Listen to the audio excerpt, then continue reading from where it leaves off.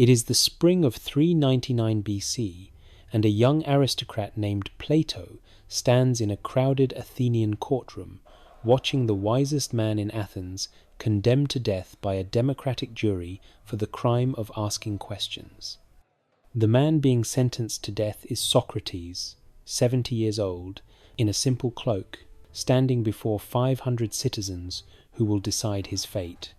The charges are impiety and corrupting the youth of Athens. But everyone in that room knows the real crime. Socrates made powerful men look foolish. He questioned everything. He refused to accept easy answers. And in a wounded, paranoid city fresh from catastrophic defeat that was unforgivable, Plato watches as the hands go up. Guilty. Then, after Socrates offers to pay a small fine instead of begging for mercy, the second vote comes. Death by hemlock. More jurors vote for execution after hearing his defiance than voted for guilt.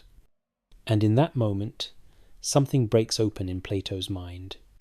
A question forms that will haunt him across the Mediterranean, through years of wandering, through the founding of the world's first university, through the writing of dialogues that will shape human thought for millennia. If Athens can kill Socrates and call it lawful, what does justice even mean? Before we begin this journey through one man's search for truth, please take a moment to like this video and subscribe to the channel. It's a simple way to support this work, and it means a great deal to me. I'm always curious where in the world and at what time you're joining me tonight, so please leave a comment and tell me where you're listening from. And now, settle in. Let the noise of the modern world fade away as we travel to ancient Athens, to the life of a philosopher who tried to answer the hardest questions human beings can ask. Chapter 1. The Birth of a Philosopher.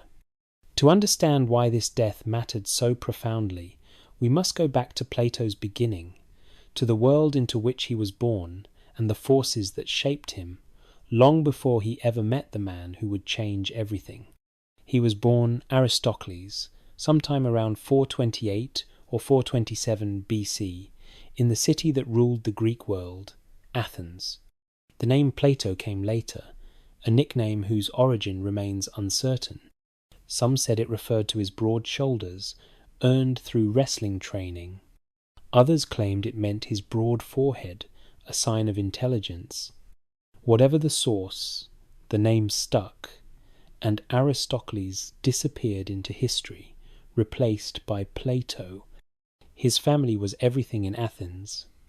On his father's side, Ariston claimed direct descent from Codrus, the last king of Athens, a lineage that stretched back into the mists of legend.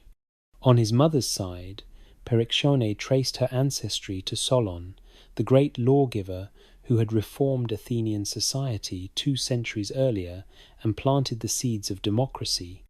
This was not merely aristocracy. This was the aristocracy. The families who had shaped Athens when it was still young. Wealth came with the bloodline. Land, slaves, education, influence.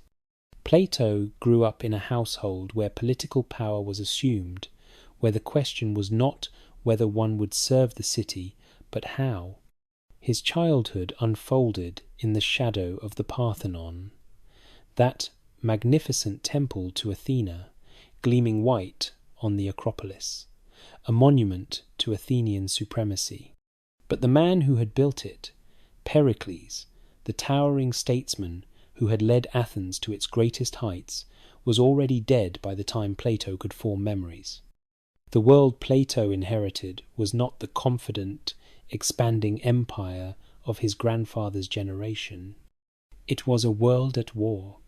The Peloponnesian War had begun in 431 BC, 3 years before Plato's birth, and it would grind on until he was a young man. Athens against Sparta. Democracy against oligarchy. Sea power against land power. a brutal struggle for dominance that would consume the Greek world for a generation. The war shaped everything. Plato's earliest memories would have been coloured by it. The constant funerals as the dead were brought back from distant campaigns. The public funeral orations in the Ceramicus, the great cemetery where Athens honoured its fallen, the fear each summer when the Spartan army marched into Attica and burned the farms, driving the rural population behind Athens's long walls. But war or not, Plato received the education befitting his class. He was trained in gymnastics, his body hardened through wrestling and running. He studied music, learning the lyre and the mathematical ratios that governed harmony. He memorized Homer, the foundation of all Greek culture, and likely performed sections of the Iliad and Odyssey by heart. And he was introduced to mathematics, particularly geometry, which the Greeks believed revealed eternal truths beneath the chaos of the physical world. It was an education designed to produce a political leader, a man who could speak persuasively in the assembly, lead troops in battle, and govern wisely in peace. Everything in Plato's background pointed toward a traditional life of aristocratic public service. His family expected it. Athens expected it. He was being prepared to take his place among the city's rulers, to join the ranks of men who stood in the assembly and debated the fate of empires. But the Athens of Plato's youth was not the confident empire of his grandfather's time. It was a city tearing itself apart, and the young aristocrat was about to witness democracy reveal its darkest possibilities. By the time Plato reached adolescence, the war had been grinding on for more than 15 years. Athens was exhausted. The brilliant strategy of Pericles to avoid land battle with Sparta's superior army and strike from the sea had collapsed when plague swept through the overcrowded city in 430 BC. The disease killed perhaps a quarter of the population, including Pericles himself. Thucydides, the great historian who survived it, described bodies piled in the streets, social order dissolving into panic and despair. Into the vacuum stepped men like Alcibiades, brilliant and utterly without scruple, handsome, wealthy, charismatic. Alcibiades embodied everything dangerous about Athenian democracy. He could sway the assembly with his oratory, convince the people to pursue glory and conquest, and then, when his plans failed, defect to Sparta and help Athens' enemies. He was Athens personified, brilliant and self-destructive, capable of greatness and catastrophic error in equal measure. The worst of those errors came when Plato was about 13 years old. In 415 BC, Athens launched the Sicilian expedition, an attempt to conquer Syracuse, the powerful Greek city on the island of Sicily. It was madness disguised as ambition.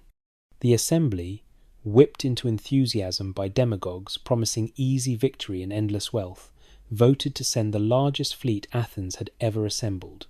200 ships, thousands of hoplites and sailors, the flower of Athenian manhood. It ended in absolute catastrophe. The expedition was destroyed utterly. In 413 BC, the entire fleet was lost. Thousands of Athenian soldiers were killed in battle or died as slaves in the stone quarries of Syracuse, worked to death under the Sicilian sun. Athens never truly recovered. The city that had ruled the Aegean was suddenly vulnerable, its treasury depleted, its military shattered. And throughout all of this, young Plato watched democracy in action. He saw the assembly, that great expression of the people's will, swing wildly from confidence to panic, from one policy to its opposite, within weeks. He watched demagogues, skilled speakers who told the crowd what it wanted to hear, manipulate the citizens into disastrous decisions. He observed how the demos, the people, could be swayed by rhetoric rather than reason, by appeals to emotion rather than careful thought. The same assembly that voted for the Sicilian expedition with wild enthusiasm later executed or exiled the generals who had tried to salvage the disaster. This was not theoretical for Plato. His relatives were deeply involved in the political struggles. Some, like his mother's cousin Critias, were becoming convinced that democracy was the problem, that Athens needed the steady hand of the best men, the aristocrats, to rule without the interference of the ignorant mob. The war was revealing something ugly. Democracy, the system Athens claimed made it superior to Sparta's rigid oligarchy, was proving chaotic, violent, and self-destructive. It could be manipulated. It could make terrible decisions. It could turn on its own people. The seeds of Plato's later distrust of democracy were planted in these years, watching his city lurch from one crisis to another, watching the crowd cheer for policies that would destroy them. And amidst this chaos, a strange figure walked the agora, asking questions that made powerful men look foolish. Young Plato was about to meet him. Chapter 2. Socrates, the teacher. Socrates was impossible to miss and easy to mock. He was short, barrel-chested, with a snub nose, bulging eyes, and thick lips. He went barefoot even in winter. He wore the same rough cloak year-round. He was poor, married to Xanthippe, a woman famous in Athens for her sharp tongue, and he had no regular employment. By all conventional measures, he was a failure, and yet the young men of Athens flocked to him. Plato was about 20 years old when he fell into Socrates' orbit, sometime around 408 BC. What drew him, and dozens of other aristocratic youths, was not Socrates' appearance or wealth or status. It was his method. Socrates had developed a way of questioning that was unlike anything Athens had seen before. He would approach someone in the agora, the great marketplace, at the heart of the city, usually someone with a reputation for wisdom or expertise, a general, a politician, a priest, a poet, and he would ask them a simple question. What is courage? What is piety? What is justice? At first, the answer seemed obvious. The expert would respond confidently, laying out their understanding with the assurance of someone who had never been challenged. And then Socrates would ask another question, and another, each question exposing a contradiction, a gap in logic, an assumption that couldn't withstand examination. Within minutes, the expert would find themselves tangled in their own words, unable to defend what they thought they knew, revealed as ignorant before a gathering crowd. It was humiliating. It was public, and the powerful men of Athens hated him for it. But for young men like Plato, it was intoxicating. Here was someone who cared nothing for wealth or status or conventional success. Someone who believed that the pursuit of truth was the highest calling of human life. Someone who demonstrated, day after day, that most of what people claimed to know was merely opinion dressed up as wisdom. Socrates claimed he knew nothing. This was not false modesty. He genuinely believed that wisdom began with recognizing one's own ignorance. The oracle at Delphi, the most sacred religious site in Greece, had declared that no one was wiser than Socrates. When he heard this, Socrates was confused. He knew he possessed no special wisdom, so he set out to prove the oracle wrong by finding someone wiser than himself. He questioned everyone who had a reputation for knowledge, politicians who claimed to understand justice, poets who claimed divine inspiration, craftsmen who understood their trades, and what he discovered was this: these people thought they knew things they did not actually know.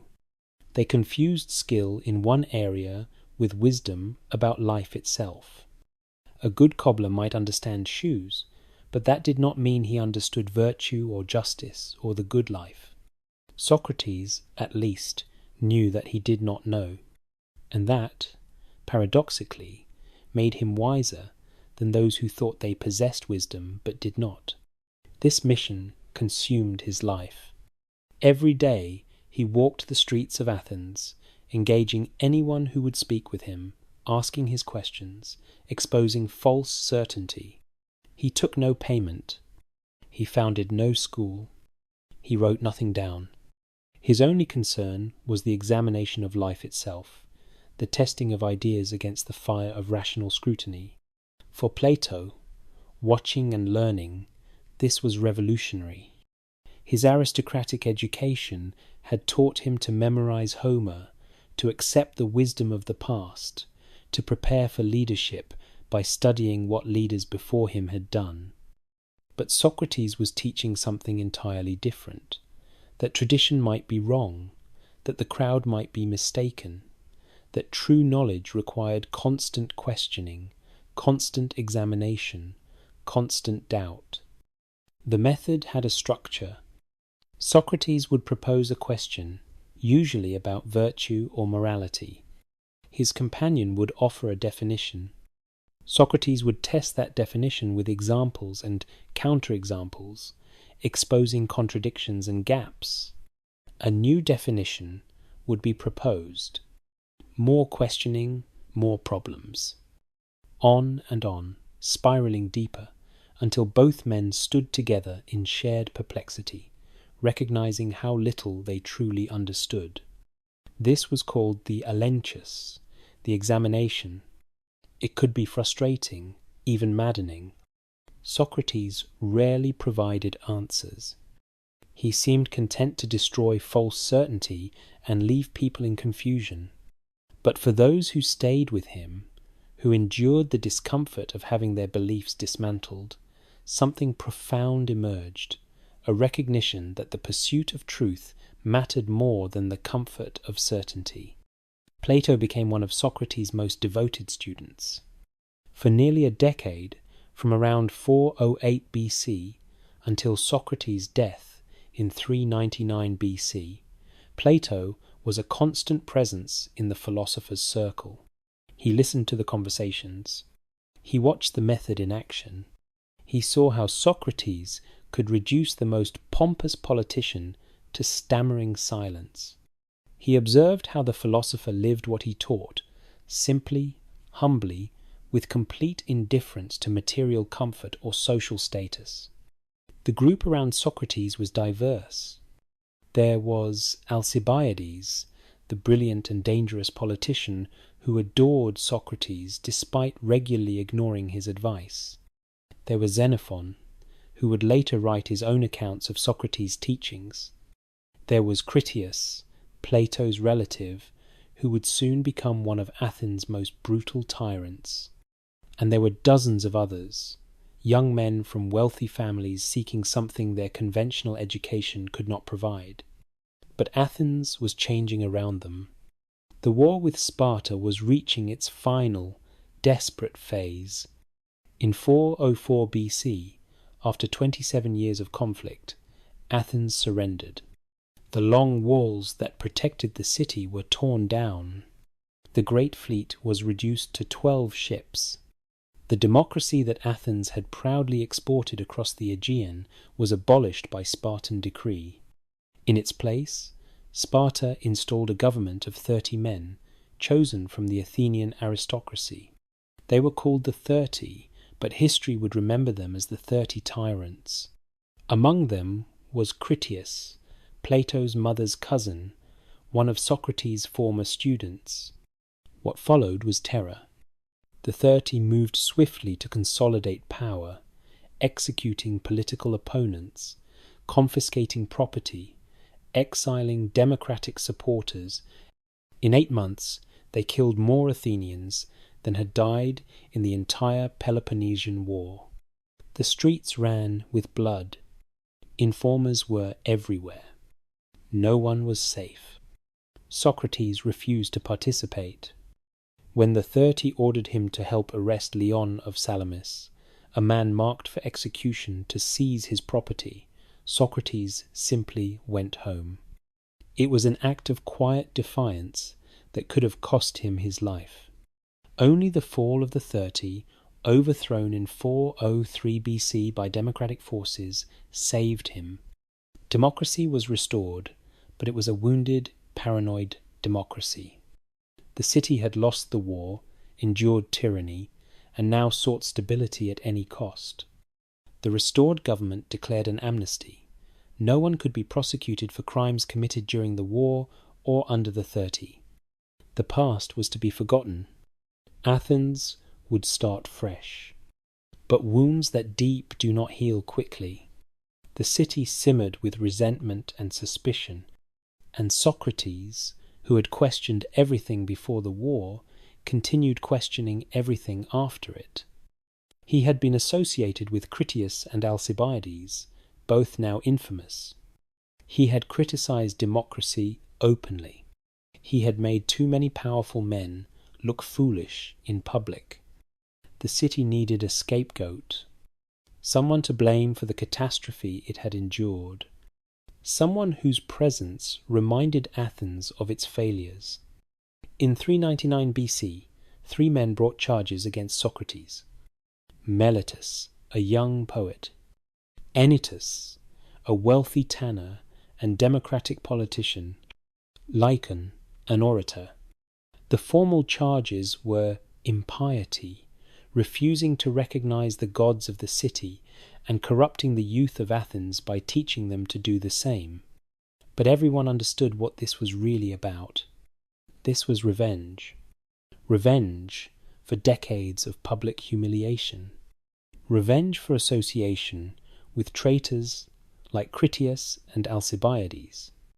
Revenge for refusing to stop asking dangerous questions. The trial was set for the spring. 500 Athenian citizens would serve as judge and jury, selected by lot as democracy required. Socrates would defend himself, as was customary. No lawyers, no professional advocates, just the accused man speaking directly to his fellow citizens. Plato would be there, watching, and what he witnessed would change him forever. Chapter 3. The Trial and Death. The courtroom is packed with the heat and noise of 500 Athenian citizens pressed together on wooden benches. It is a spring morning in 399 BC, and the air is thick with anticipation. This is not just another trial.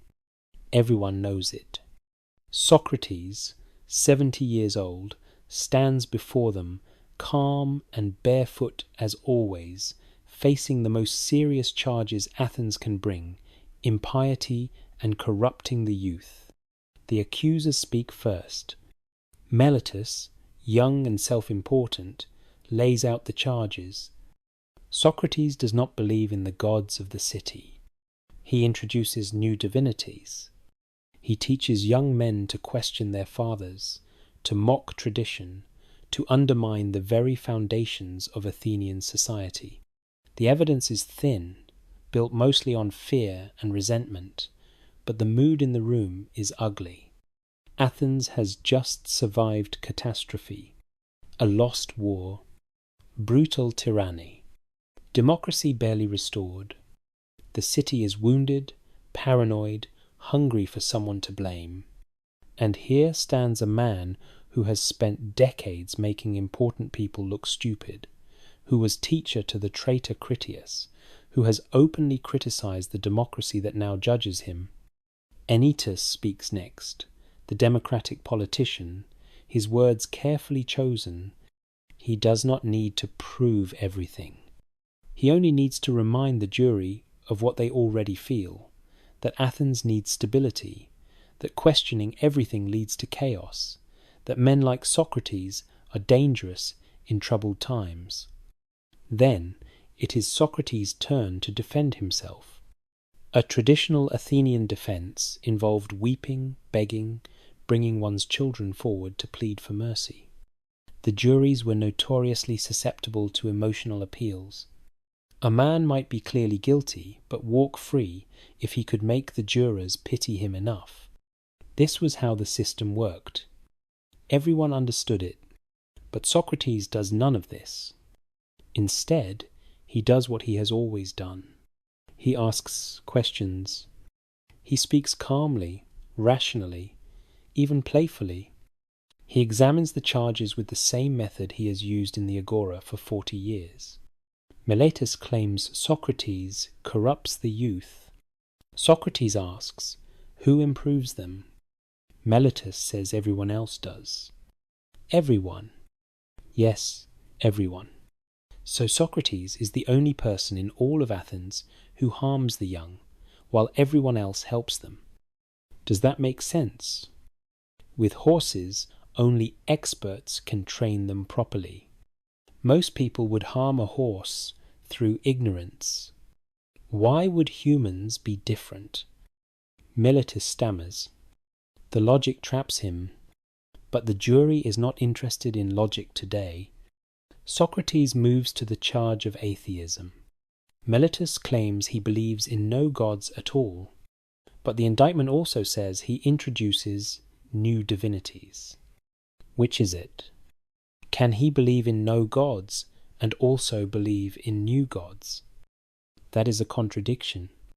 Either charge might be true, but both cannot be true simultaneously. Again, Meletus has no answer. Again, the jury does not care. Then Socrates does something that stuns the courtroom. He suggests that far from deserving death, he deserves to be fed at public expense in the Prytaneum, the highest honour Athens can bestow. After all, he argues, he has spent his entire life trying to improve his fellow citizens, waking them from their sleepwalking certainty. He has been Athens' gadfly, stinging the lazy horse of the state into awareness. What Olympic victor ever did so much for the city? Olympic victors just win races. Socrates has devoted himself to making Athenians examine their lives. The jury is not amused. Plato watches from the crowd, his stomach tightening. This is not how you defend yourself in Athens. This is not how you ask for mercy. Socrates is challenging them, even now, refusing to bow, refusing to play the expected role. The votes are counted. Guilty. 280 votes to 220. A narrow verdict, but final. Under Athenian law, after a guilty verdict, there is a penalty phase. The prosecution proposes a punishment, in this case death, and the defendant can propose an alternative. The jury then chooses between the two. This is Socrates' last chance. Propose exile, propose a substantial fine, propose anything that shows remorse, that acknowledges wrongdoing, that gives the jury a way to be merciful. Instead, Socrates offers to pay a small fine, 1 mina of silver, a trivial sum. His friends, including Plato, urge him to propose more. Fine, 30 minas, they will guarantee it. But the contempt in Socrates' voice is clear. He will not beg. He will not pretend he has done wrong.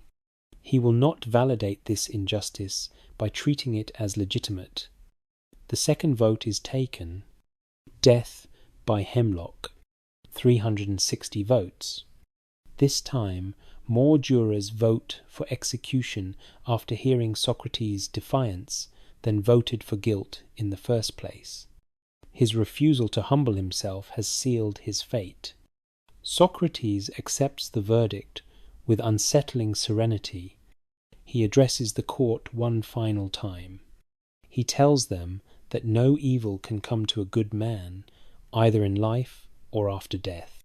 He says that the unexamined life is not worth living. He suggests that death might be a blessing, either a dreamless sleep or a journey to another place where he can continue his questioning among the great souls of the past. Would that not be wonderful? To question Homer and Hesiod, to examine Agamemnon and Ajax. He predicts that killing him will not silence criticism of Athens. More voices will rise, younger and harsher, because he at least was gentle in his reproach.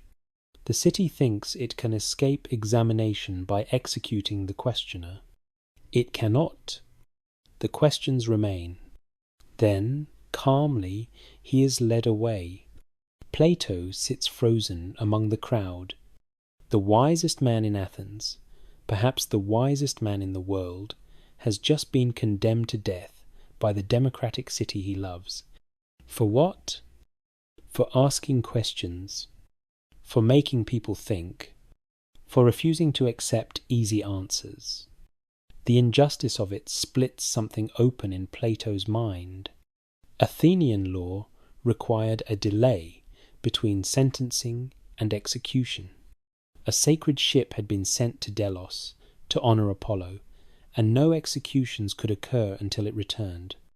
The voyage typically took 30 days. For 30 days, Socrates sat in prison, and his friends came to visit him. Plato was there, as often as he could be, though later accounts suggest he was ill on the final day. The conversations in that prison cell continued, as they always had. Philosophy did not stop because of chains. Questioning did not end because of a death sentence.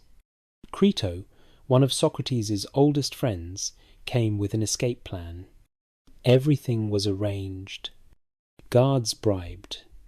A ship waiting. Safe passage to Thessaly, where Socrates would be welcomed.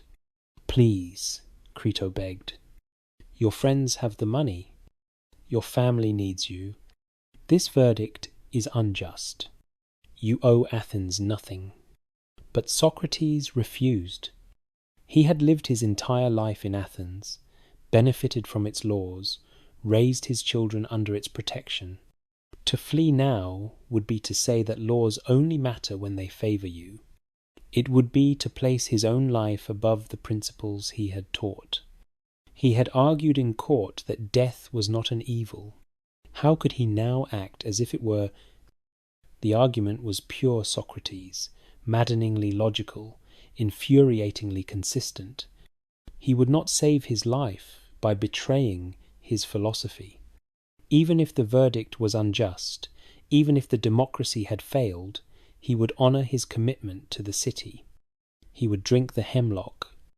The days passed. The conversations continued. Socrates discussed the immortality of the soul, the nature of death, the importance of virtue. He seemed more interested in philosophy than in his approaching execution. Some visitors wept.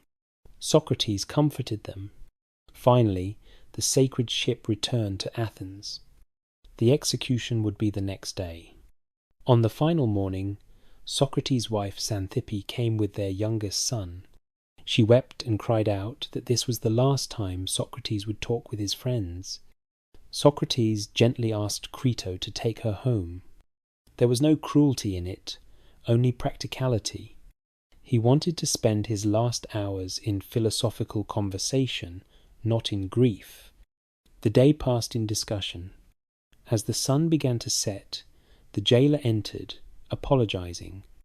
He had come to know Socrates over these 30 days, and found him the noblest and gentlest man who had ever entered the prison. But duty was duty. It was time. The hemlock was prepared. A cup of poison made from the hemlock plant, which would gradually paralyze the body from the feet upward until it reached the heart and lungs. Not a painful death, by Athenian standards, but not a gentle one either. Socrates asked if he could pour a libation to the gods from the cup. The jailer said no. They prepared only enough for the lethal dose. Socrates smiled. Then he would simply pray and drink. He took the cup calmly, without trembling, without hesitation. He drank it down as if it were wine. His friends, who had held themselves together all day, began to weep. Socrates rebuked them gently. He had sent the women away to avoid this very display. They should be calm. Death is not an evil. Then he lay down, as instructed, and waited for the poison to work. The paralysis began in his feet, creeping upward, cold spreading through his legs. He remained conscious, talking calmly, describing the sensation. When the coldness reached his waist, he covered his face. A moment later, he uncovered it one last time. His final words, "Crito, we owe a rooster to Asclepius. Please, do not forget to pay the debt." Asclepius was the god of healing. A rooster was the traditional offering after recovery from illness. The meaning was clear, even in those final seconds. Socrates believed death was a healing, a cure for the sickness of mortal life. He was being freed. Then the paralysis reached his heart. His body convulsed once, and he was still. Plato was not there to see it. Later accounts say he was ill that day, but the absence may have been deliberate, too painful to witness, too much to bear. The others who were present would tell him what happened, how Socrates died as he lived, calmly examining the experience, thinking clearly until the very end. For Plato, the question burned hotter than ever. What is justice? If this is justice, if Athens can kill the best man it has ever produced and call it lawful, if democracy can be twisted to destroy what is good and preserve what is corrupt, then what does justice even mean? That question would drive him from Athens into years of wandering. It would lead him to found a school and write dialogues. It would shape his entire philosophy. Everything Plato would become, everything he would create, grew from the ashes of that spring day in 399 BC, when Athens drank its own poison and called it justice. Chapter 4. The Wandering Years. Plato fled Athens shortly after Socrates' death. He was not alone. Many of Socrates' followers left the city in those dark months, fearing that the persecution might continue, that being associated with the condemned philosopher might mark them as targets. The restored democracy, still fragile and paranoid, could easily turn its anger on those who had gathered around the man it had just executed. But Plato's flight was about more than fear. It was about devastation. Everything he had believed about Athens, about justice, about the superiority of his city, had been shattered in that courtroom. The wisest man in Greece had been killed by democratic vote. The people, those same citizens his ancestor Solon had empowered, had chosen ignorance over wisdom, comfort over truth. If Athens had no wisdom, where could it be found? He travelled first to Megara, a city-state a short journey west of Athens, where Euclides, another of Socrates' students, had established himself. Megara was small, safe, and far enough from Athenian politics to provide refuge. There, in Euclides' house, the scattered followers of Socrates gathered. They talked long into the nights, trying to make sense of what had happened, trying to preserve the teachings of the man they had lost. But talking was not enough for Plato. Grief sat heavy on him, mixing with anger and confusion. Socrates had taught that wisdom could be found through questioning, through examination, through the relentless pursuit of truth. He had believed that reason could guide human life, that the examined life was the only one worth living, and Athens had killed him for it. Plato could not accept that this was the end of the story. There had to be answers. If democracy had failed, if Athens had no wisdom, then perhaps wisdom existed elsewhere, in older civilizations, in different forms of knowledge, in places where philosophy had roots deeper than the Athenian agora. After some time in Megara, Plato began to travel. The exact chronology is uncertain, lost to the mists of history, but ancient sources tell us he wandered for years, perhaps a decade or more, seeking knowledge in the wider Mediterranean world. Some accounts say he travelled to Egypt, to the ancient cities along the Nile, where priests guarded knowledge that stretched back thousands of years. Egypt fascinated, educated Greeks. It was older than anything in their world, its monuments more massive, its traditions more stable. While Greece had been a collection of warring tribes, Egypt had already built pyramids that seemed to defy time itself. If Plato did go to Egypt, and the evidence is uncertain, he would have studied with the priestly class, learned their mathematics and astronomy, absorbed their ideas about the soul and the afterlife. Egyptian religion taught that the soul was immortal, that it journeyed after death to be judged, that earthly life was merely preparation for what came next. These ideas would appear later in Plato's philosophy, woven into his own thinking about immortality and the fate of the soul. But it was in southern Italy, among the communities of Pythagorean philosophers, that Plato found something that would fundamentally shape his thought. Pythagoras had died more than a century before Plato was born, but his followers still gathered in cities like Tarentum and Croton, preserving and extending his teachings. The Pythagoreans believed that reality was fundamentally mathematical, that numbers were not merely tools for counting, but the underlying structure of existence itself. They saw mathematical relationships everywhere, in musical harmony, in the movements of celestial bodies, in the proportions of beautiful objects. For the Pythagoreans, the physical world was imperfect, changeable, corrupted, but mathematics was eternal, unchanging, perfect. A triangle drawn in the sand might be crooked, but the idea of a triangle, the mathematical relationship that defined it, was flawless and timeless. The visible world was a shadow, a poor copy of a higher reality that could only be grasped through reason and contemplation. This idea struck Plato like lightning. Here was a way to make sense of Socrates' teachings, to give them a foundation that went beyond mere questioning. If there was a realm of perfect, eternal truths that existed beyond the physical world, then perhaps justice was not just whatever Athens declared it to be. Perhaps there was a form of justice, perfect and unchanging, that existed whether or not any human society recognized it. Athens had killed Socrates, but it had not killed justice itself. Justice remained, eternal and pure, in a realm beyond human corruption. In Tarentum, Plato studied with Archytas, a remarkable man who was both a mathematician and a political leader. Archytas embodied what Plato would later call the philosopher king, someone who combined theoretical wisdom with practical governance. Here was proof that philosophy and politics need not be separate, that wisdom could rule if circumstances allowed.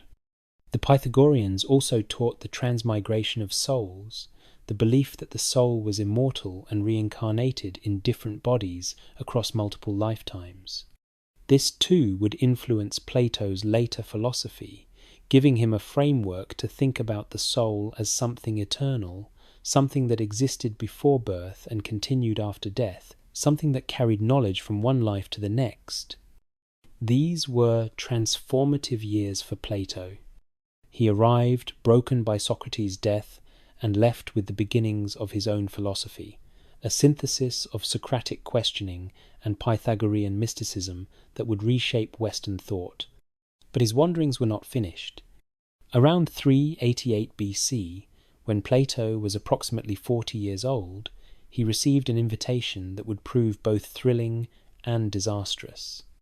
Dionysius, the first, tyrant of Syracuse, the most powerful Greek city in Sicily, invited him to the court. Syracuse was magnificent and brutal in equal measure.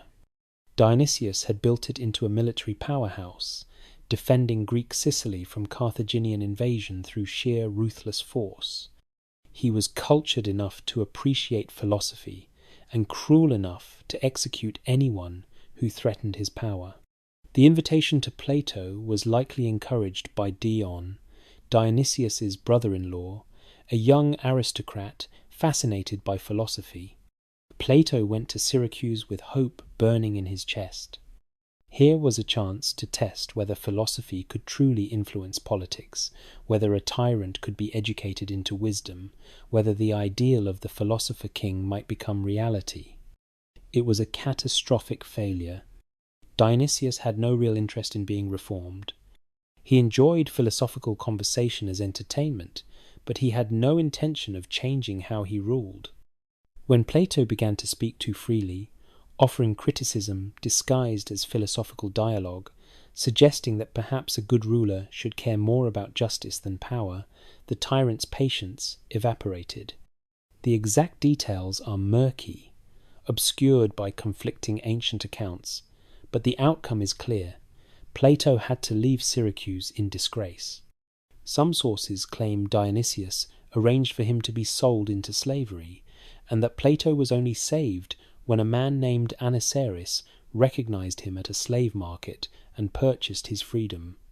Other accounts suggest Plato simply left before things turned truly dangerous. Either way, he learned a hard lesson. Ideas and reality were not the same thing. A perfect state might exist in philosophical theory, but creating it in the messy, violent world of actual politics was another matter entirely. Tyrants did not want wisdom. They wanted power, and they would destroy anyone who threatened that power, philosopher or not. Plato returned from Sicily, humbled but not defeated. He had sought wisdom in Egypt's ancient priesthood, found it in the Pythagorean communities of Italy, and learned its limits in the brutal court of Syracuse. He had wandered for years, perhaps more than a decade, absorbing ideas from across the Mediterranean world. But now, around 387 BC, at the age of 40 or 41, Plato made a decision that would change the course of human intellectual history. He would return to Athens, not to participate in its politics, not to pursue the conventional life of an aristocrat, but to create something entirely new. He would build a school, a permanent institution dedicated to the pursuit of wisdom, where young men could learn not just rhetoric and politics, but philosophy, mathematics, astronomy, and dialectic. A place where Socrates' method of questioning could be preserved and extended. A place where the forms could be contemplated and wisdom could be pursued without the interference of tyrants or mobs. He would call it the Academy, and it would outlast empires. Chapter 5. The Academy. Plato purchased a plot of land northwest of Athens, in a grove of olive and plane trees near the shrine of the hero Academus. It was quiet, removed from the noise and chaos of the city centre, but close enough that students could walk there easily. The location was perfect for what Plato envisioned, a place of contemplation, where the mind could turn away from the distractions of ordinary life and focus on eternal questions. This was around 387 BC. Plato was in his early 40s, old enough to have accumulated wisdom from his travels, young enough to dedicate decades to building something that would last. He had money from his aristocratic family, connections among Athens' elite, and a vision shaped by everything he had learned since Socrates' death. The Academy was not like anything that had existed before. Previous teachers, including Socrates, had worked individually or in informal groups. The sophists travelled from city to city, selling their skills in rhetoric and persuasion. The Pythagoreans formed secretive communities, bound by mystical rituals. But Plato created something different, a permanent institution, a community of scholars dedicated to the systematic pursuit of knowledge. Above the entrance, according to later tradition, Plato placed an inscription, "Let no one ignorant of geometry enter here." This was not mere elitism, it was a statement of method. Geometry represented pure reasoning, the ability to move from axioms to conclusions through logic alone. Anyone who could not think mathematically, who could not follow a chain of reasoning to its necessary conclusion, was not ready for the kind of philosophy Plato intended to teach. The Academy had no tuition. This was crucial. Plato did not want to be mistaken for a sophist, those teachers who sold wisdom for money. The sophists taught young men how to win arguments, how to manipulate juries, how to succeed in democratic politics. They were skilled, often brilliant, but they cared more about persuasion than truth. Plato despised them for it. His students came instead through personal invitation or reputation, usually young men from wealthy families who could afford to spend years in study without working. But the Academy was not closed to those of lesser means if they showed exceptional promise. And remarkably, for ancient Greece, women were admitted. Axiothea of Phlius came to study at the Academy, dressing in men's clothing to avoid harassment. Plato welcomed her. If the soul was immortal and genderless, if truth was universal, why should women be excluded from its pursuit? The curriculum was rigorous and comprehensive. Students began with mathematics, arithmetic, geometry, solid geometry, and astronomy understood as the geometry of moving spheres. Mathematics trained the mind to think abstractly, to see beyond the imperfect physical world to the perfect realm of forms. A triangle drawn in sand might be crude, but the form of triangle was eternal and flawless. From mathematics, students moved to music theory, understood through mathematical ratios. The Pythagoreans had discovered that musical harmony arose from precise numerical relationships. A string vibrating at twice the frequency of another produced an octave. 3 to 2 produced a perfect fifth. Mathematics and beauty were connected. The universe itself seemed to sing in mathematical ratios. But mathematics and music were only preparation. The true heart of the Academy's curriculum was dialectic, the refined version of Socrates' method of questioning. Students learned to examine ideas systematically, to test definitions, to expose contradictions, to move through argument and counter-argument toward truth. This was not debate for the sake of winning. It was collaborative investigation, two minds working together to climb toward understanding. Plato himself taught through dialogue, walking the grounds of the Academy with students, asking questions, offering counter-examples, pushing them to think more clearly. He did not lecture from a prepared text. He engaged. Sometimes the conversations lasted hours, winding through gardens and covered walkways beneath the shade of ancient trees. The physical layout of the Academy reflected its purpose. There were covered walkways for discussion during rain or hot sun, open courtyards for larger gatherings, a garden for quiet contemplation, a small temple or shrine, and crucially, a library, one of the first in the Greek world, where texts could be collected, copied, and studied. Students lived nearby, often in simple accommodations, forming a residential community of scholars. They ate together, exercised together in the gymnasium, debated together in the evenings. Philosophy was not something you did for a few hours and then set aside. It was a way of life, a complete reorientation of priorities away from wealth and status toward wisdom and virtue. The Academy attracted brilliant minds from across the Greek world.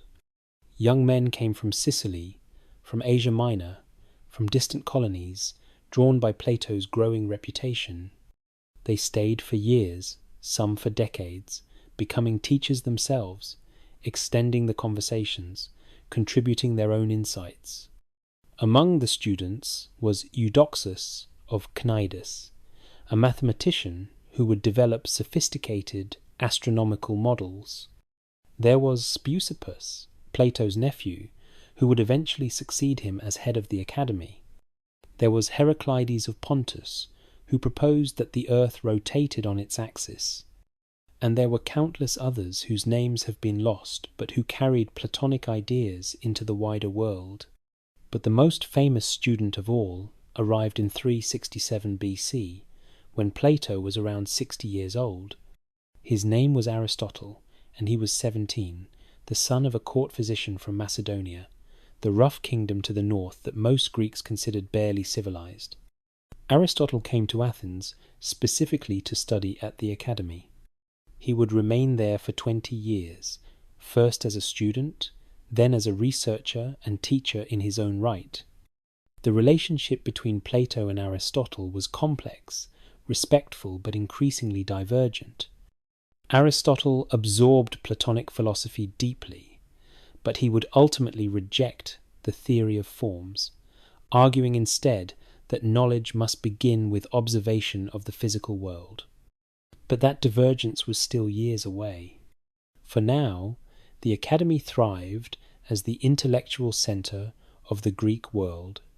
Scholars debated the nature of reality, the structure of the cosmos, the best form of government, the definition of justice. Mathematics advanced.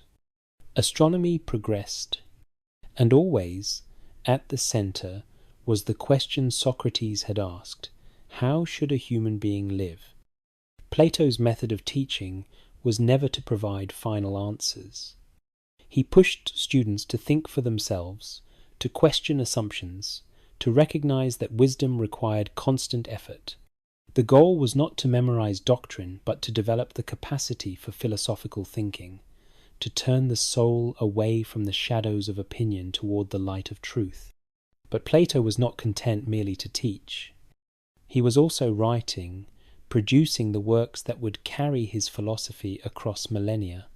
He chose to write in dialogue form, creating conversations between characters, with Socrates almost always as the central figure. This was deliberate. Writing a philosophical treatise, stating conclusions as facts, would betray everything Socrates had taught. Philosophy was not about accepting someone else's conclusions. It was about thinking through problems yourself, following the argument wherever it led. By writing dialogues, Plato invited readers to participate in the investigation. You did not simply absorb Plato's ideas. You watched Socrates question someone, saw the argument develop, noticed the contradictions, experienced the progression toward understanding. The dialogue form kept philosophy alive, active, participatory.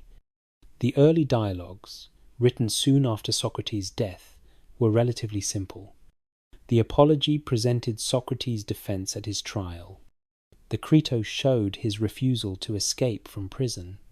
The Euthyphro examined the nature of piety. These were memorials, attempts to preserve the actual Socrates, the man Plato had known. But as years passed, the dialogues became more ambitious. The middle dialogues, written during the Academy's early decades, introduced Plato's own philosophical innovations. The symposium explored love and beauty through a series of speeches at a drinking party, building toward Socrates' revelation about the form of beauty itself.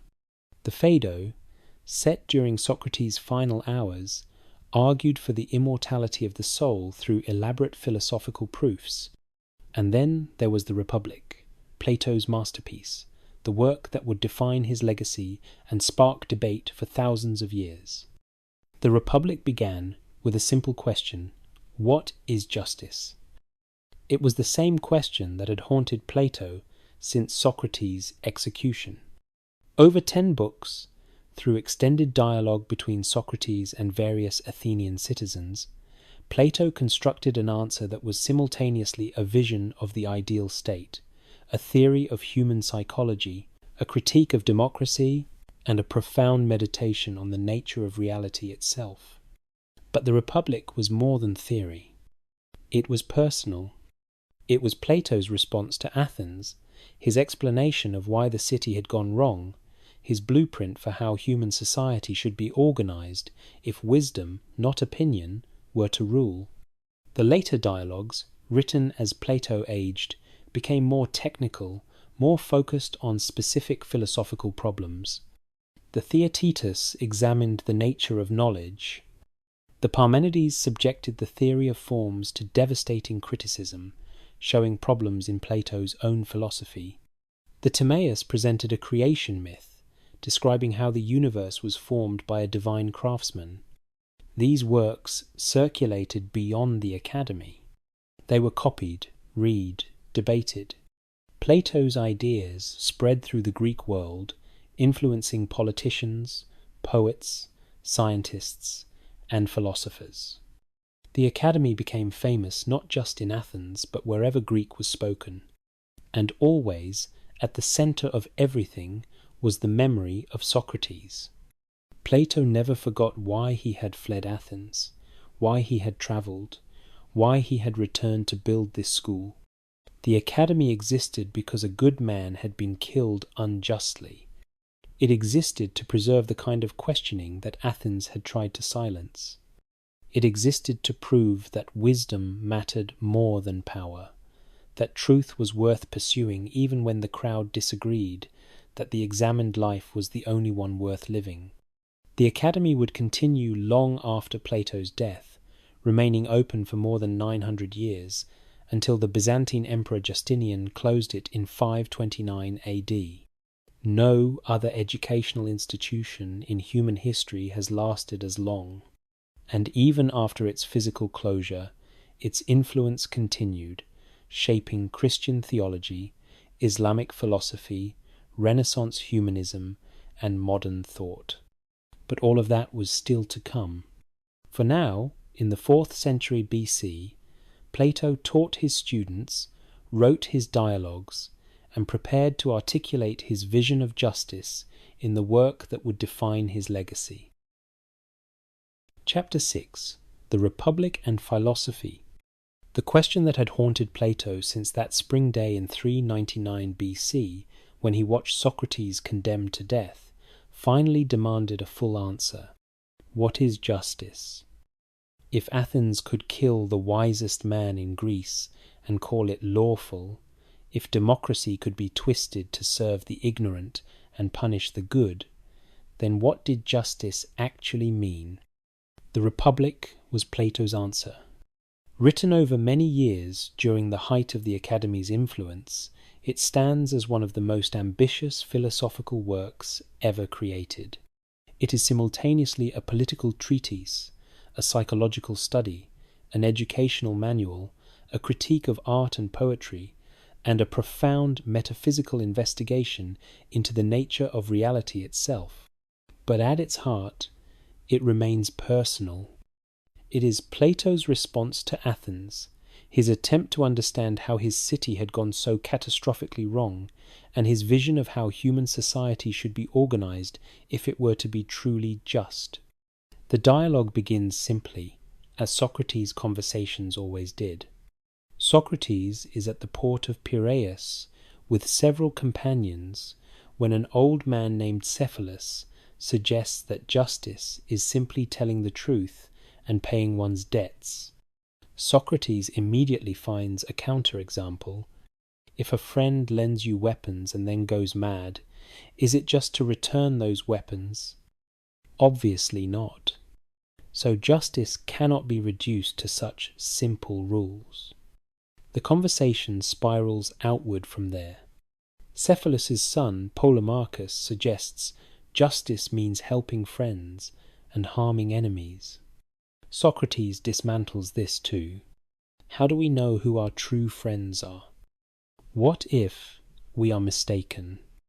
And does justice really involve harming anyone at all? Then Thrasymachus bursts into the discussion, aggressive and contemptuous. Justice, he declares, is nothing but the advantage of the stronger. Rulers make laws that benefit themselves and call it justice. Morality is a con game played by the powerful to control the weak. The truly intelligent person ignores justice and pursues their own interest without restraint. This is the real challenge, the argument that cuts to the bone. Thrasymachus is essentially asking, why should anyone be good? If justice got Socrates killed, if being moral just makes you a victim, why not abandon it entirely and pursue power, pleasure, and self-interest?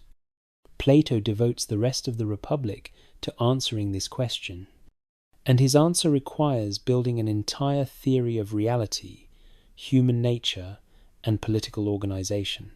Socrates proposes that to understand justice in the individual soul, they should first examine justice in a city, which is like a soul writ large, easier to see and analyze.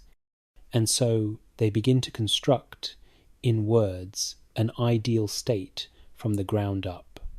The city begins with basic needs. People require food, shelter, clothing. This creates natural specialization. Farmers, builders, weavers. Each person does what they are naturally suited for, and everyone benefits from the division of labor.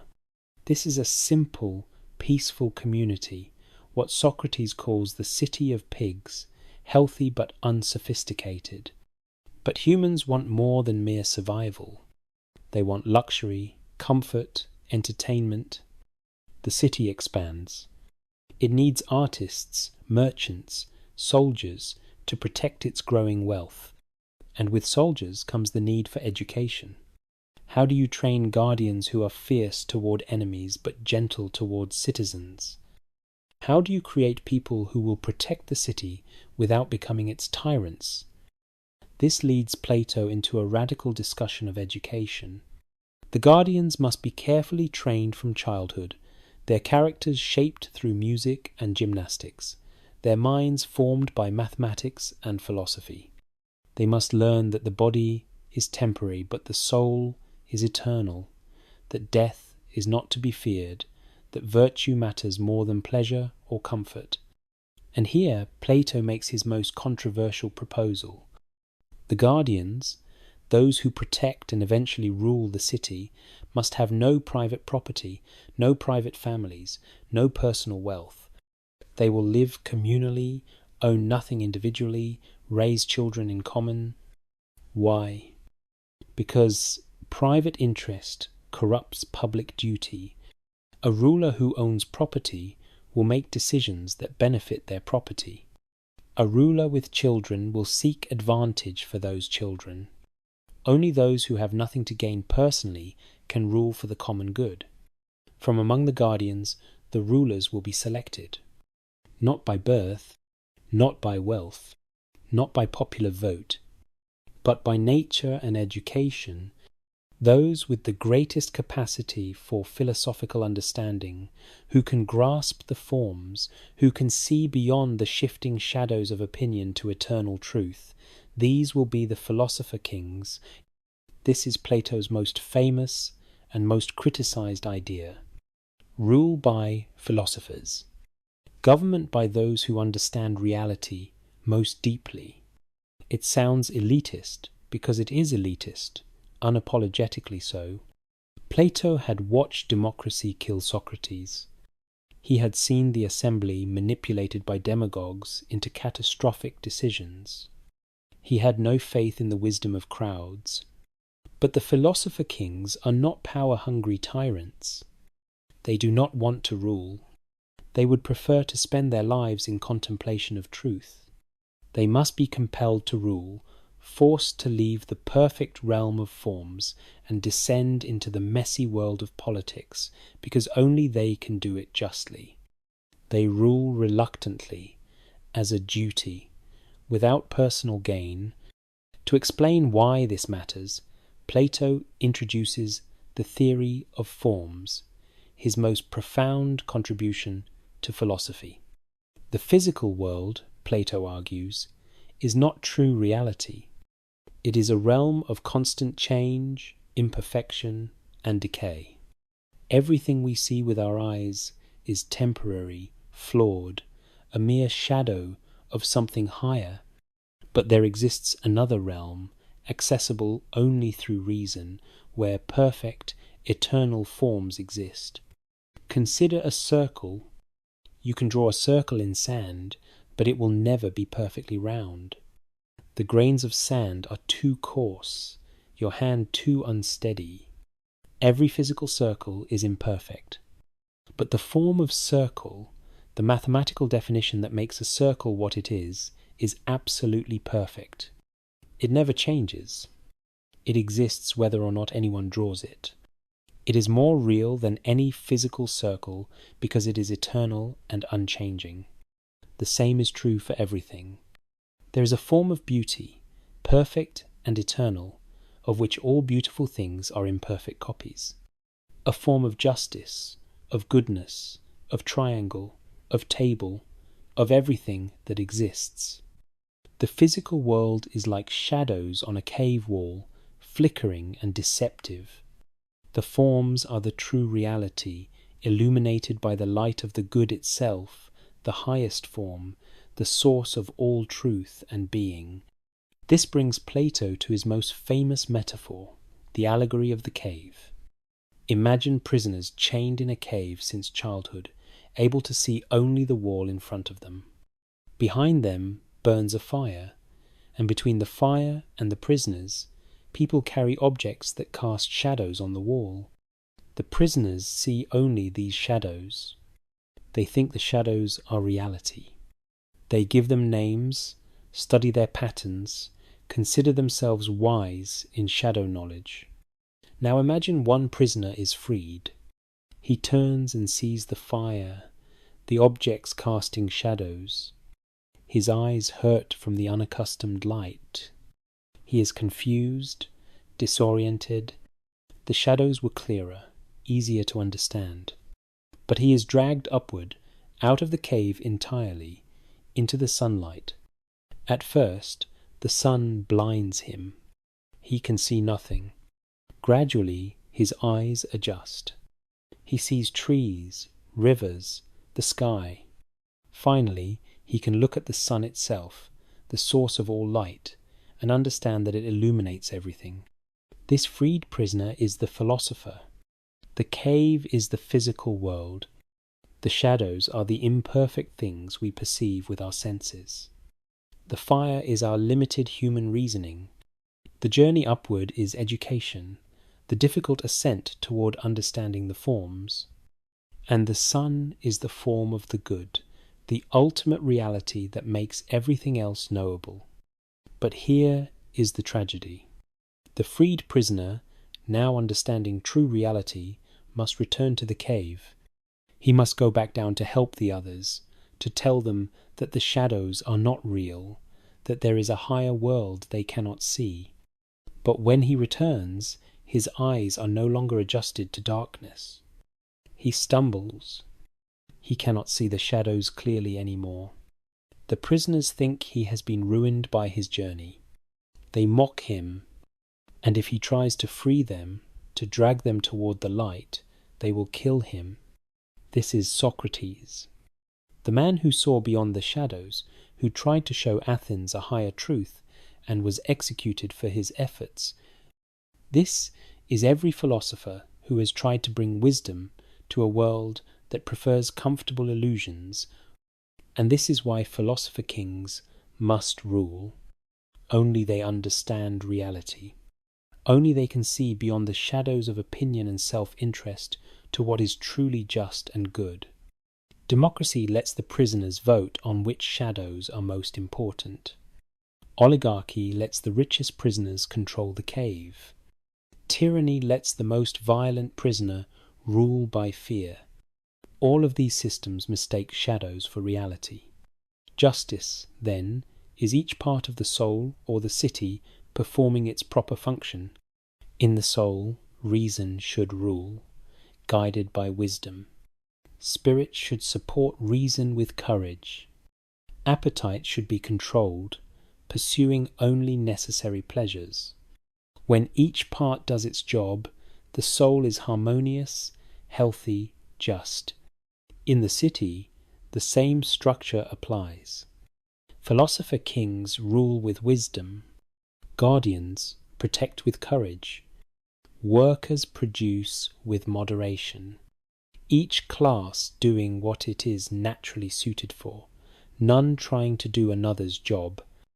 This is justice.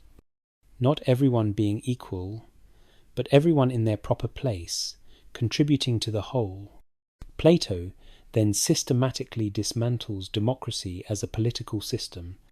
Democracy, he argues, arises when the poor overthrow the wealthy and distribute power equally. At first, this seems fair. But democracy's fundamental assumption is wrong. It treats all opinions as equally valid. The ignorant vote counts the same as the expert. The person who has spent a lifetime studying medicine has no more say in health policy than someone who knows nothing. It is absurd. We would never choose a ship's captain by popular vote among passengers. Why do we choose leaders that way? Democracy leads to chaos because people vote for what they want, not what is good. Demagogues rise by flattering the crowd, promising easy solutions, appealing to emotion rather than reason. The city becomes unstable, swinging between policies, faction fighting faction. Eventually, people crave order so desperately that they accept a tyrant who promises to restore stability. And tyranny is the worst of all regimes. The tyrant is a soul in which appetite has completely enslaved reason. He is driven by endless desires he can never satisfy, paranoid and violent, making everyone around him miserable. The tyrant seems powerful, but is actually the most enslaved person in the city, controlled entirely by his own uncontrolled appetites. So why be just? Because justice is health of the soul. An unjust person might gain wealth or power, but their soul is sick, chaotic, miserable. A just person might suffer externally, might even be killed like Socrates, but their soul remains healthy, harmonious, at peace. And since the soul is immortal, since it exists before birth and continues after death, its health matters infinitely more than temporary external circumstances. This is Plato's final answer to Thrasymachus, to Athens, to everyone who asked why virtue matters. Justice is not a social convention. It is alignment with eternal reality. The just person's soul mirrors the harmony of the forms. The unjust person's soul is disordered, out of tune with reality itself. The Republic ends with the myth of a story about a soldier who dies, visits the afterlife, and returns to describe what he saw. Souls are judged after death. The just are rewarded. The unjust are punished. Then souls choose their next lives and return to the physical world, forgetting what they knew. The myth reinforces everything the dialogue has argued. The soul is immortal. Justice matters eternally. And philosophy is remembering what the soul once knew in the realm of forms, but forgot when trapped in a physical body. Learning is recollection. Education is awakening the soul to eternal truths it has always known but forgotten. The Republic was Plato's masterpiece, his most complete statement of philosophy.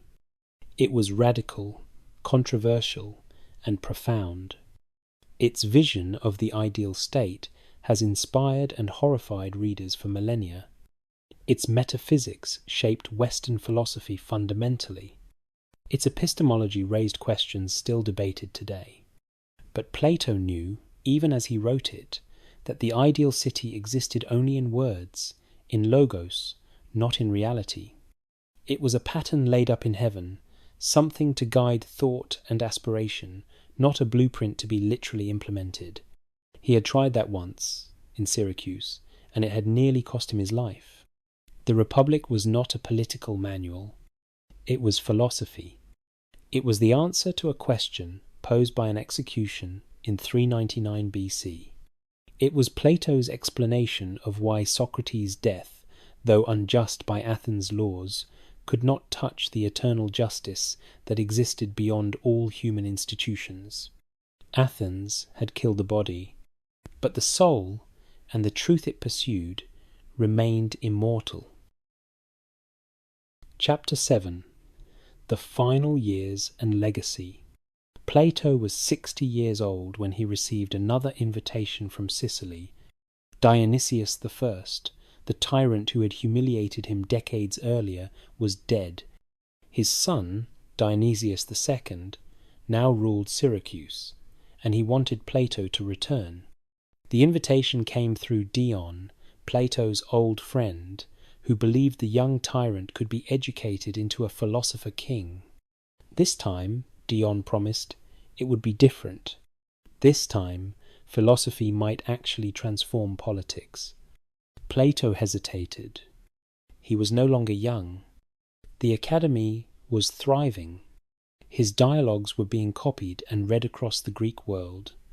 He had students who needed him, ideas still to develop. Why risk everything for a dream that had already failed once? But the possibility haunted him. What if the Republic could be made real? What if a ruler could actually be transformed by philosophy?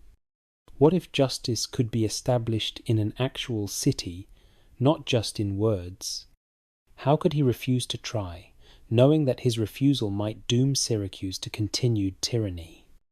In 367 BC, Plato returned to Sicily. It was a disaster from the beginning. Dionysius II was not his father. He lacked the elder tyrant's brutal competence. He was vain, suspicious, eager to appear philosophical without doing the hard work of actually thinking. He enjoyed having a famous philosopher at court, enjoyed the prestige it brought, but he had no intention of giving up power or living according to philosophical principles. Dion, who had arranged Plato's visit, quickly fell out of favour. Dionysius became jealous of Dion's influence, suspicious of his friendship with Plato. Within months, Dion was exiled.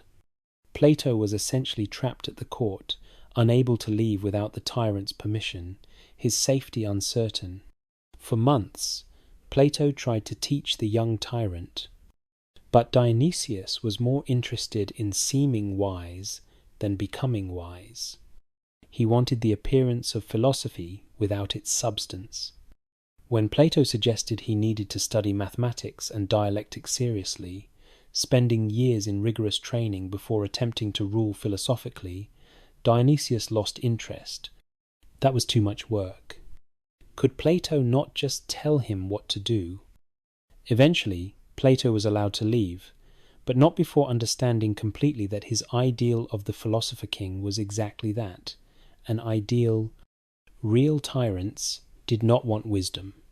They wanted power, and they would destroy anyone, even a famous philosopher, who threatened that power. Plato returned to Athens around 365 BC, humbled but not broken. He was in his early 60s now, and he focused his energy on the academy and his writing. But Sicily was not finished with him. In 361 BC, another invitation came. Dionysius wanted him back. Dion, still in exile, begged Plato to return, believing there was still hope of influencing the tyrant. Against his better judgment, worn down by his friend's pleading, Plato went back to Syracuse. This second visit was worse than the first. Dionysius had no real interest in philosophy this time. He seemed to want Plato there, only to legitimize his rule, to have a famous sage at court as a kind of intellectual ornament. Plato's attempts to teach were ignored. His advice was dismissed. And when he tried to advocate for Dion's return from exile, Dionysius became hostile. Plato's life was in danger. Only the intervention of Archytas of Tarentum, his old Pythagorean friend who commanded military respect in the region, secured his safe departure. Plato left Sicily for the last time around 360 BC, knowing definitively that his political ideals would never be realized in his lifetime. Dion would eventually return to Syracuse by force in 357 BC, overthrowing Dionysius in a military coup. But instead of establishing a philosophical government, Dion became entangled in power struggles and was assassinated within a few years. The whole Sicilian adventure, decades of hope and effort, ended in futility and blood. These failures shaped Plato's final works. The late dialogues, written in his 60s and 70s, are darker, more skeptical, less idealistic than the soaring visions of the Republic. They grapple with real-world problems, acknowledging the gap between philosophical theory and political reality. The Laws, likely Plato's last work, abandoned the ideal city of the Republic for something more practical. Instead of philosopher kings, it proposed a mixed constitution with checks and balances, detailed legal codes, and realistic institutions that might actually function in a real city. The tone was resigned, almost weary.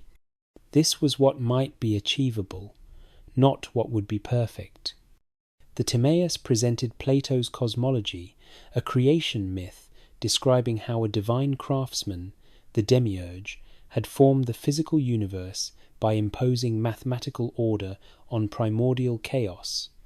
The universe itself was a living being, ensouled and rational, the forms imprinted on matter as fully as imperfect material allowed. It was a beautiful vision, influential for centuries, but also speculative, mythical, acknowledging the limits of human knowledge about ultimate origins. The Critias, apparently intended as a sequel to the Timaeus, remained unfinished. It began the story of ancient Athens at war with Atlantis, a powerful island civilization that had sunk beneath the sea. The dialogue broke off mid-sentence, incomplete. Perhaps Plato lost interest. Perhaps he died before finishing it. The fragment stands as a reminder of mortality, of projects left undone, of time running out. As Plato aged, the academy continued. Younger scholars took on more teaching responsibilities. Speusippus, Plato's nephew, emerged as a leading figure. Aristotle, now in his 30s, had developed his own philosophical positions, increasingly critical of the theory of forms, but still engaged deeply with Platonic ideas. The conversations continued, the investigations deepened. The school Plato had founded took on a life beyond its founder. Plato died in 348 or 347 BC, at the age of 80 or 81. Tradition says he died at a wedding feast, that he passed away peacefully, surrounded by celebration rather than mourning. Whether this is literally true or symbolically fitting, we cannot know. But it captures something essential. Plato's philosophy was about life, about how to live well, about finding joy in contemplation and virtue. He was buried somewhere on the academy grounds, though the exact location has been lost to time. Speusippus became the second head of the academy, continuing the institution his uncle had founded. Aristotle left shortly after Plato's death, perhaps feeling constrained by the new leadership, perhaps ready to develop his own ideas elsewhere. He would eventually found his own school, the Lyceum, offering an alternative philosophical vision that emphasized observation and empirical study over Platonic abstraction. But the academy itself continued for nearly 900 years, longer than any other educational institution in human history. It survived the conquest of Greece by Macedonia. It survived Roman rule. It adapted, evolved, sometimes straying from Plato's original vision, sometimes returning to it. Only in 529 AD, when the Byzantine Emperor Justinian closed all pagan philosophical schools, did the academy finally end. But Plato's influence did not end with the academy's closure. His ideas had already spread far beyond Athens. Early Christian theologians absorbed Platonic philosophy, finding in the theory of forms a philosophical framework for understanding God and the soul. Augustine of Hippo, writing in the 4th and 5th centuries AD, was deeply influenced by Platonism, weaving it into Christian doctrine. The immortal soul, the realm of eternal truth, the superiority of spirit over matter, all entered Christian theology through Platonic channels. Islamic philosophers in the medieval period studied Plato intensely. The Republic was translated into Arabic. Commentaries proliferated. Platonic ideas about the rational soul and divine order shaped Islamic thought as profoundly as Christian. When the Renaissance came, Plato was rediscovered by Western Europe. Marsilio Ficino translated all of Plato's dialogues into Latin in the 15th century, making them widely available for the first time in 1,000 years. Renaissance humanists found in Plato a vision of human dignity and rational potential that helped define the modern world. The Enlightenment philosophers grappled with Plato. Some admired his rationalism and pursuit of truth. Others criticized his political vision as authoritarian, his metaphysics as superstitious. But all engaged with him. You could not think seriously about philosophy without confronting Plato. In the 20th century, the philosopher Alfred North Whitehead famously said that all of Western philosophy is merely footnotes to Plato. This was hyperbole, but it contained truth. The fundamental questions Plato raised, what is justice, what is knowledge, what is real, what is good, how should we live, remain the questions philosophy still asks. Every subsequent philosopher has had to position themselves in relation to Plato, either building on his ideas or arguing against them. And at the heart of everything Plato wrote, at the center of his entire philosophical project, was the memory of that spring day in 399 BC when Athens killed Socrates. Everything Plato created was, in some sense, a response to that injustice. The Academy was built to preserve what Athens had tried to destroy. The dialogues kept Socrates alive, letting him continue asking questions long after Hemlock had stopped his breath. The theory of forms provided a foundation for justice that no human corruption could touch. Athens thought it could silence the questions by executing the questioner. It was wrong. The questions lived on, carried forward by a student who loved his teacher enough to spend 50 years trying to answer them. Plato never claimed to have final answers. The dialogues often end in aporia, in perplexity, with no definitive conclusion reached. This was intentional. Philosophy was not about finding answers and stopping. It was about continuing to ask, continuing to examine, continuing to pursue truth, even when it seemed impossibly distant. The examined life is not worth living. Socrates had said this at his trial, and Plato had made it the cornerstone of his philosophy. To live without questioning, to accept conventional wisdom without scrutiny, to pursue pleasure and power without asking whether they are truly good, this was to live as something less than fully human. The unexamined life reduced people to sophisticated animals driven by appetite and opinion, never touching the eternal truths that could give life meaning. Justice was real. Truth was real. Goodness was real. Not because Athens said so, not because any human institution declared it, but because they existed eternally in the realm of forms, untouched by human corruption or mortality. This was Plato's final answer to the question that had haunted him since Socrates' death. Athens could kill a just man, but it could not kill justice itself. The long shadow that Socrates cast on that spring morning in 399 BC stretched across millennia. It fell on Plato first, darkening his world, shattering his assumptions, sending him on a journey that would reshape human thought. It fell on the Academy, on the dialogues, on every student who grappled with the questions Socrates had asked, and it falls still across every courtroom where justice is debated, every classroom where philosophy is taught, every human being who pauses to ask whether the life they are living is worth living, whether the things they pursue truly matter, whether there might be truths worth dying for. Plato died believing his ideal city would never exist in reality. He was probably right about that. But he succeeded in something perhaps more important. He kept alive the possibility that human beings could aspire to something higher than power and pleasure. He demonstrated that ideas matter, that truth is worth pursuing, that the life of the mind has dignity and purpose. In the end, perhaps that was the answer to the question of justice. Not a perfect state, not philosopher kings ruling from wisdom, not a political system that could never be corrupted, but the ongoing struggle to understand what justice means, the refusal to accept easy answers, the willingness to examine life rigorously, even when that examination leads to uncomfortable conclusions. Socrates asked questions. Plato preserved them, and we, thousands of years later, are still trying to answer.